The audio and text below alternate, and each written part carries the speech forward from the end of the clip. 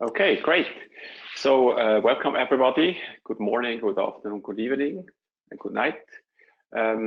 Thanks for the opportunity and for the invitation to talk here about this risk assessment and management in the presence of uncertainty. This is a topic that occupies me already for a while.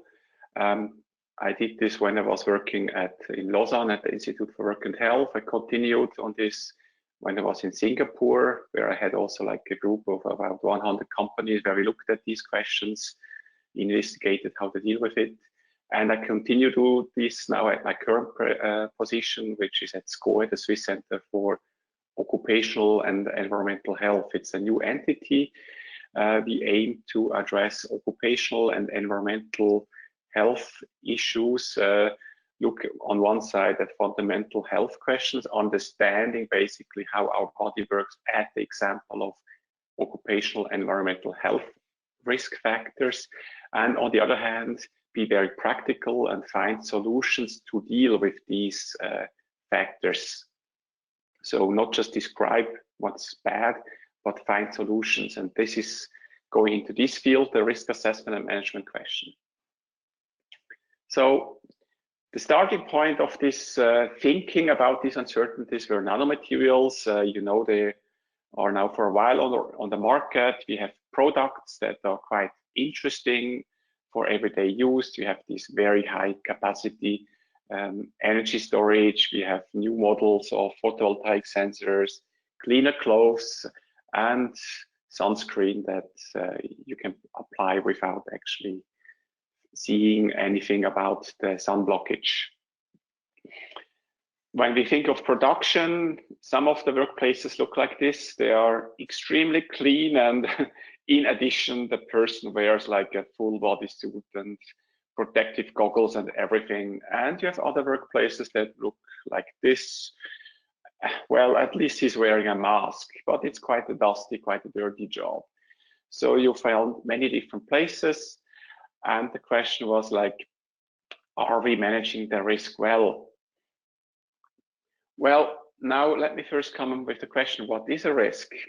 If I tell you that I have outside a tiger and ask, is this tiger a risk? You will ask, well, what kind of tiger are you talking about? Are you in the Indian jungle and you're talking of this tiger? Or are you in the Swiss suburbs and you're talking of this type of tiger? Likewise, you want to know about the exposure. You want to know, are there few or many of them? But especially in the case of the tiger, you will also want to know something about the probability. Do you have a high or low chance? So just this was a quick reminder. This is the basics when we talk about risk in the professional sense.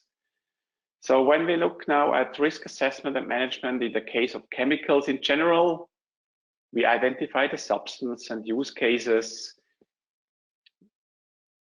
We do an appraisal of this. We assess the toxicology and the exposure. We combine this to kind of a risk ratio. We want to understand what are unwanted cases. And then we go on to act. We implement. We make safety data sheets, personal protection, and so on. And this risk assessment management, we have it nicely proceduralized, we have it formalized in many regulations and standards. So if everything is already clear and ruled, why are we even doing research on this question? Well, because one side, it's costly and it's time intensive. So because it's costly and time intensive, people don't like to do it. And it also is a question, when is the right moment to intervene? When is it the most cost effective? So we had a good idea. Many people are talking about this. Let's use tiered approaches. So we go for, at the example of toxicology, we go from simple to complex tests, we use pathway information, like these great tools that you have in the OpenTox community, for example. You try to make the tests more predictive. We really try to use a lot of in silico methods. And likewise, we have tiered approaches in the exposure assessment side, also with many great ideas. But the question stays, when is it good enough? When can we say, okay, we know enough, we don't have to go into more complex, into more detailed assessments? And this is when the risk thinking comes into place and the uncertainty of the risk thinking. And we think of a simple hazard exposure probability cross chart. We have here a field where we have the low, the green side of the risk, where we say, we are fine, there's not much to do. And there's another side where we have the red field, the high, where is clearly we have a high unwanted risk. And then we have this murky orange field in between where we are not so sure, where we could go on, but with caution, where we have to look for what's going on and try to reduce the risk. So if you have these three risk cases, we see clearly risk X1, we have to do something about the hazard or the exposure, or ideally both. The field X2, the risk X2, we are advised in this situation here to really try to reduce the exposure, and X3 is fine. But when we look at the uncertainty that goes with it, we are actually in risk 2 and 1 and 2. We are in a unwanted situation, because when we have uncertainty, we have always to consider that we may be in the unlucky situation to be in the high exposure, high hazard side. So we are in the red field, which means in a practical term, if a hygienist encounters such a situation in the workplace, he will first turn the key and tell the staff, go home until the situation is rectified, or at least he will say you cannot continue work until this is solved. You don't want that in a production, and you may actually face also legal issues, liability issues, if you encounter too often such situations. So when we are thinking of uncertainty just on one direction, maybe if you have such uncertainty, the hazard field, we are again in the situation that the lowest, the X3, we are quite fine always, and X2, we are actually okay to continue, although we have to look if we can reduce, of course, and X1, of course, stays the same.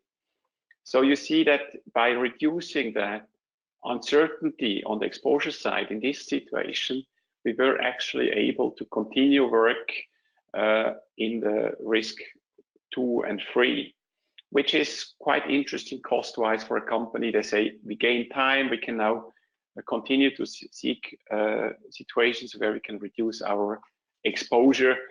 For now, it is okay to work if we are cautious. So it's really important to understand where we are with the risk. Is it from the exposure side? Is it from the risk side? And this is now the marine risk assessment strategy, managing risk of nanomaterials, that comes into the game. We aim to have here for nanomaterials, but I think it's interesting also for normal chemicals. We aim to have here an approach where we spend some time on problem framing. We look at what data we have.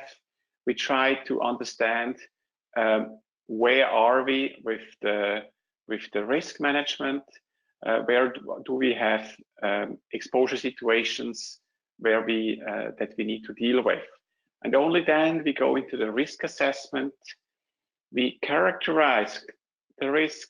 We define the data need. We collect what data we have already. We evaluate, and then we circle in this risk assessment scheme until we are fine and come to a situation where we actually manage our exposure situation.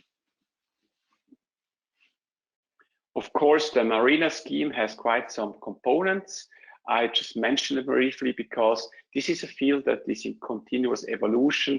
So the nanomaterial, you want to know about something about what what are the Phys-Chem properties, what kind of exposure assessment strategies do we have available, what kind of hazard kinetics, are the grouping and read-across approaches.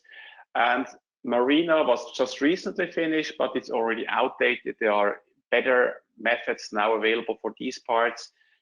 And if you're in chemical field, you will have yet other approaches. But I think still there's interesting, the interesting part comes now, how this is integrated. So let's look again at this integration. So in the phase one, you do the problem framing.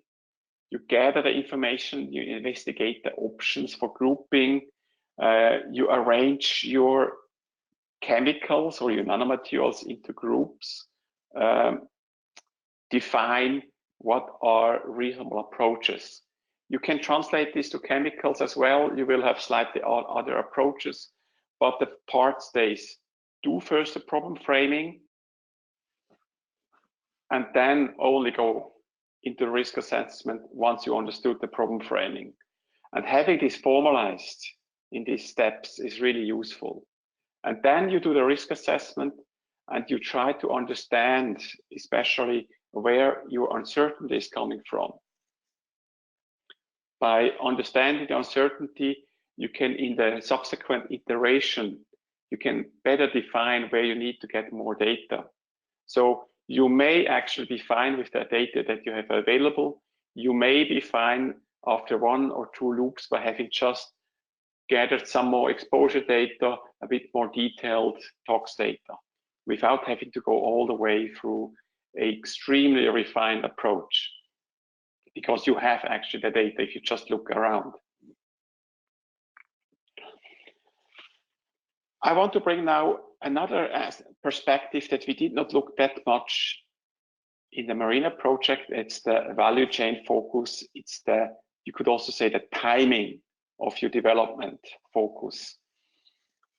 Do you have to do all of these risk assessments in the R&D phase? No, don't do it, but think of what comes later. And this is something that surprisingly few companies actually do. They say, yeah, let's first look whether our product is actually interesting, and let's later think about how to keep workers and consumers safe. The result is waste of money, waste of resources, and you may actually never manage to get a product out, and that's a shame. One hypothesis that we had in this project, where we looked at about 100 companies and their approaches in Singapore, was that the flexibility of design goes down while the cost to safety goes up over time, or as along the value chain. And we somewhat found this confirmed. I'm not going too much into this question later, but so we've somewhat found it confirmed, but it was actually even more revealing how often companies do not get very evident savings done by simply not having the appropriate management structures in place. So if the risk manager gets told off for having exceeded his spending, and the production engineers gets a bonus for having outperformed because his workers were suddenly more often at work and therefore were more productive, then there's something wrong in this system. And there are surprisingly many companies that don't actually do these approaches correctly just because of such management failures. Now let's put this aside. Let's look more at the lessons we learned regarding the risk management itself. And if you think of that value chain, you have in the earlier phases, you have to think of use and handling. You have to think as what is planned, what is anticipated, what could be different than anticipated, and what should we warn against doing. While later in life, you are more concerned really with the health and safety approach. You are having the question, do we have in-house experts? How much can we and do we have to rely just on the product information? Because, for example, we are a small company, we don't have the power to force our suppliers to tell us everything about their product. And finally, do we have the correct information? Are we correctly informed? Did we inform ourselves correctly? So if you are a product designer, you have to really think that the farther away it gets from you, the larger is the uncertainty. And I come already now to the more like concluding slide almost, because where do we now place the risk as a developer of new products? We have to think again of this exposure in the hazard field. And if you now think of where is the risk of our product, of our users, before application of controls, then we clearly say, ideally, of course, we have low hazard and low exposure. And this is what we have to think of for the general consumer. We cannot trust the consumer that he's following instructions for low exposure. We have to make the product in a way that the exposure stays so low that it is still safe for the consumer, even if he's doing stupid stuff. So telling a consumer, don't put the powder into the air, it's not very helpful. Consumers will be stupid, they will make stupid things. What we have to avoid in any case is the middle field, this murky field. Are we safe? Are we not safe? Consumers, they are likely to, if you are here, they're likely to go into the unsafe, into too hazardous, like too unhealthy for them situation. But also workers, it's not a good place to be if you're in this orange zone before controls, because your bosses may decide, let's just skip these controls, they cost too much. I've seen such companies. But also the workers may say, it's so cumbersome to put on this mask, I just do it without. I'm not going to die, I don't feel any symptoms. While if you are in this field, if you are in the high hazard, high exposure situation, it's actually in many situations okay for workers, because it's easier to communicate to a worker, if you do not follow the controls, you will die. This is something that is easier to convey than if you have to say, if you don't follow this, you may actually develop some cancer in the future, or may not. So if you have a clear-cut message for a worker, and you can, and that's important, if you have clear steps for controlling your environment, it is actually okay in a professional situation, provided the information that is required for the risk management comes from the R&D all the way to the professional user. So if you try to sum up, uncertainty first is a very important concept in the risk assessment. We have to assess the uncertainty as a combination of hazard and exposure if we want to make it effective. Just having a low uncertainty regarding the hazard, but a big uncertainty exposure is not as really helpful, and vice versa, of course. And the tiered testing approach is most effective when we reduce the risk uncertainty, but also the propagation of risk along the value chain. We have to think of this. It adds challenges. We have to think of the product use and abuse by consumers and workers. We have to think of safe by design, and we have to make sure that professional safe use is possible, and that requires good and correct information. And this is becoming more and more important in our world, where we have this distributed production, where we are having at one place ideas developed, and at many different places these ideas being realized and then later put together even at another place, so where we have a wide distribution of the information, and we have to really make sure that the information flow works.